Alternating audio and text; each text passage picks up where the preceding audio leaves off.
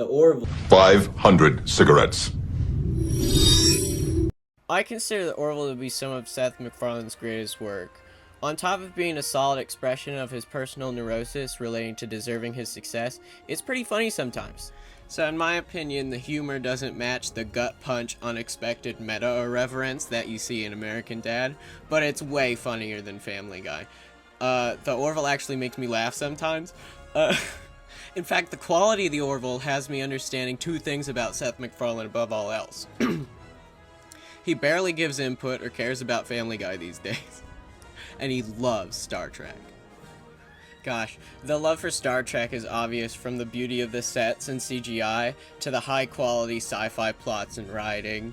Granted, some of these plots have a lot of human ethnocentrism in them, which I find problematic, but otherwise they're really good. So, the episode I want to focus on is one of my favorites. Season 2, Episode 11, Lasting Impressions. Honestly, it's likely an episode you've seen a clip from. 500.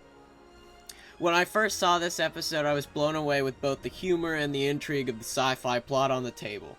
The B-plot is simply actually hilarious, objectively. Future person becomes addicted to cigarettes is a funny concept on its own, but it's taken to the extreme in such a way that anyone can find the concept funny even without context. Cigarettes.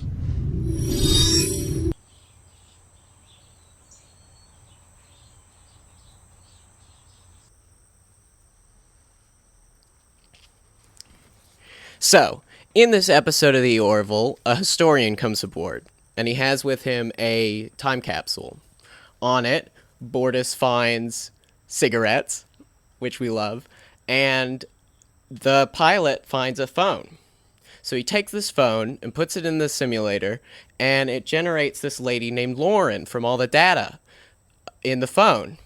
Her text, her calls, all that. And he falls in love with her, as you do when you accidentally make a lady with the simulator. Then they break up because her boyfriend gets back with her in the data. And he's forlorn about it, but the episode ends with him realizing that she was so special that he fell in love with her after all that time. And so he goes back into the simulator and they sing one final song together as they're no longer boyfriend and girlfriend, and it's really pretty. And that's what happens. Now, I could talk about humanity and if this AI is a person, so I will.